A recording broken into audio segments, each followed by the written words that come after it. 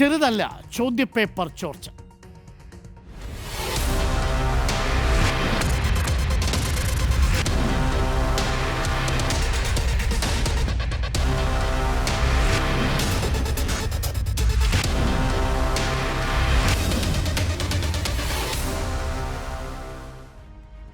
നമ്മൾ കരുതിയതുപോലെയല്ല. ക്രിസ്മസ് പരീക്ഷയിൽ social science ചോദ്യപേപ്പറും ചോർന്നുവെന്നാണ് ക്രൈംബ്രാഞ്ചിന്റെ കണ്ടെത്തൽ. ചോദ്യപേപ്പറുകൾ ചോർത്താൻ കൂടുതൽ പേരുടെ സഹായം ലഭിച്ചുവെന്നും ക്രൈംബ്രാഞ്ച് പറഞ്ഞു. 2023 ക്രിസ്മസ് പരീക്ഷയ്ക്കും കഴിഞ്ഞ വർഷത്തെ ഓണപ്പരീക്ഷയ്ക്കും സമാനമായ രീതിയിൽ ചോദ്യപേപ്പറുകൾ ചോർത്തിയെന്ന് ക്രൈംബ്രാഞ്ചിന്റെ കസ്റ്റഡി അപേക്ഷയിൽ പറയുന്നു. അതേസമയം ചോർത്തലിന് പിന്നിൽ അധ്യാപകരാണെന്ന MS സൊല്യൂഷൻസ് CEO മുഹമ്മദ് ഷുഹൈബിന്റെ വാദം കേസിലെ രണ്ടാം പ്രതിയും സ്ഥാപനത്തിലെ അധ്യാപകനുമായിരുന്ന ഫഹദ് തള്ളി. കേൾക്കാം. ഞാൻ ഈ നവംബറിലാണ് അവിടെ ജോയിൻ ചെയ്തത്. ആകെ ഒരു മാസമാണ് അവിടെ ജോയിൻ ചെയ്തത്. അപ്പോൾ ഈ ഒരു ചോദ്യപേപ്പറുമായി ബന്ധപ്പെട്ട വിഷയങ്ങളോ മറ്റൊന്നും എനിക്കറിയില്ല. അത് ഇൻ്റർവ്യൂ അറ്റൻഡ് ചെയ്ത് ക്ലാസ് എടുത്ത് അവർ ഓക്കെ പറഞ്ഞതിന് ശേഷമാണ് ഞാൻ ജോയിൻ ചെയ്തിട്ടുള്ളത്. ആ ജോലിയിൽ നവംബർ 1-ാം തീയതി ജോയിൻ ചെയ്യുന്നത്. ആ ഒരു മാസം കൊണ്ട് എന്ത് കൂടായ്മ നടത്തി എന്നുള്ളതാണ് എനിക്കറിയില്ല. ചോദ്യപേപ്പർ ചോർച്ച ഓണത്തിനും ആ 2024 ഓണത്തിനും അതുപോലെ തന്നെ അതിന് മുൻപുള്ള വർഷങ്ങളിലൊക്കെ നടന്നിട്ടുണ്ട്. അപ്പോൾ അതിനൊക്കെ ഞാനും ഗൂഢാലോചന ഉണ്ടെന്ന് പറയുന്നതിൽ അർത്ഥമില്ലല്ലോ. ഞാൻ വന്നത് നവംബറിലാണ്. ആ ഒരു മാസം കൊണ്ട് എനിക്ക് ക്വസ്റ്റ്യൻ പേപ്പർ ചോർത്തി MS സൊല്യൂഷനിൽ യൂട്യൂബ് ചാനലിൽ ക്ലാസ് എടുക്കേണ്ട ആവശ്യം എന്താണെന്നുള്ളത് സാധാരണക്കാരനെ ആലോചിച്ചാൽ മനസ്സിലാവുന്ന കാര്യമാണ്.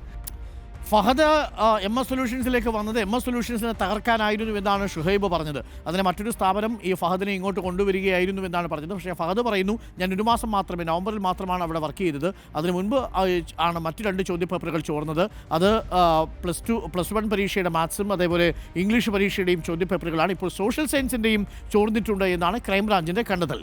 പ്രതികളെ ഒന്നിച്ചിരുത്തി ചോദ്യം ചെയ്യാനാണ് അന്വേഷണ സംഘത്തിൻ്റെ നീക്കം. ചോദ്യപേപ്പർ കൈമാറ്റത്തിലെ സാമ്പത്തിക ഇടപാടും പോലീസ് പരിശോധിക്കുന്നുണ്ട്. നമുക്ക് ക്രൈംബ്രാഞ്ച് പ്രതികരണം കൂടി സമ്മതിക്കുന്നുണ്ട്. ചോർത്തപ്പെട്ട ക്വസ്റ്റ്യൻ അയാൾക്ക് മനസ്സിലായിട്ടുണ്ടെന്ന് തന്നെ അയാൾ പറയുന്നത്. അല്ല, അയാൾ പറഞ്ഞിരിക്കുന്ന ആൾ മറ്റുള്ള പ്രതികളുടെ പേരിലാണ് ആരോപിക്കുന്നത്. എങ്കിലും ചോർത്തപ്പെട്ടിരുന്ന അയാൾക്ക് പിന്നീട് മനസ്സിലായത് അയാൾ സമ്മതിച്ചിട്ടുണ്ട്. അത് തപ്പ് വിഷയമല്ല. നമുക്ക് വേറെ തെളിവുണ്ടല്ലോ. അവർ പറയുന്നത്, പ്രതികൾ പറയുന്നത് മാത്രം ഒരു പ്രധാനപ്പെട്ട കാര്യമല്ലല്ലോ. നമുക്ക് അല്ലാതെ തെളിവുകൾ കിട്ടിയിട്ടുണ്ടല്ലോ. നമ്മൾ പ്രധാനമായിട്ട് ഇപ്പോൾ നോക്കുന്നത് ഈ വർഷത്തെ ഓണപരീക്ഷയും ക്രിസ്മസ് പരീക്ഷയാണ്. അപ്പോൾ ആ കാര്യത്തിൽ ആണ് നമ്മൾ കൂടുതൽ തീരുമാനം ആവേണ്ടത്. അപ്പോൾ അതെ, നമ്മൾക്ക് പ്രധാനമായിട്ട് വന്നിരിക്കുന്നത് ഓണപരീക്ഷയ്ക്ക് ശേഷമുള്ള ക്രിസ്മസ് പരീക്ഷയാണ്. ക്രിസ്മസ് പരീക്ഷയിൽ രണ്ട് ക്വസ്റ്റ്യൻ പേപ്പർ ചോർന്നതായിട്ടുള്ള വ്യക്തമായിട്ട് തെളിവുകളുണ്ട്. അതിനെപ്പറ്റി തെളിവുകൾ നമുക്ക് കിട്ടിയിട്ടുണ്ട്. അപ്പോൾ കൂടുതലായിട്ട് നമ്മൾ പ്രത്യേക കസ്റ്റഡി വാങ്ങി ചോദിച്ചതിന് ശേഷം കേരളത്തിൻ്റെ പരീക്ഷാ സിസ്റ്റത്തിൻ്റെ തന്നെ വ്യവസ്ഥയെ തന്നെ വിശ്വാസ്യതയെ തന്നെ ബാധിക്കുന്നതായിരുന്നു MS സൊല്യൂഷൻസിൻ്റെ ചോദ്യപേപ്പർ ചോർത്തൽ. ഹൈക്കോടതി ജാമ്യം നിഷേധിച്ചതിനെ തുടർന്ന് അറസ്റ്റിലായ ഷുഹൈബിനെ കോടതി റിമാൻഡ് ചെയ്യുകയും ചെയ്തിട്ടുണ്ട്. സിനോജ് തോമസ് ചേരുന്നു കൂടുതൽ വിവരങ്ങളുമായി. സിനോജ് തോമസ്, ഈ MS സൊല്യൂഷൻസിലെ ഷുഹൈബ് പറയുന്ന കാര്യങ്ങളൊന്നും ക്രൈംബ്രാഞ്ച് മുഖവിലേക്ക് എടുക്കുന്നില്ല. ചുരുക്കത്തിൽ ക്രൈംബ്രാഞ്ചിന് സൊല്യൂഷൻസ് ഉണ്ട്, ഷുഹൈബിൻ്റെ സൊല്യൂഷൻസ് അങ്ങോട്ട് വർക്കൗട്ട് ആവുന്നില്ലെന്ന് തോന്നുന്നു, അല്ലേ?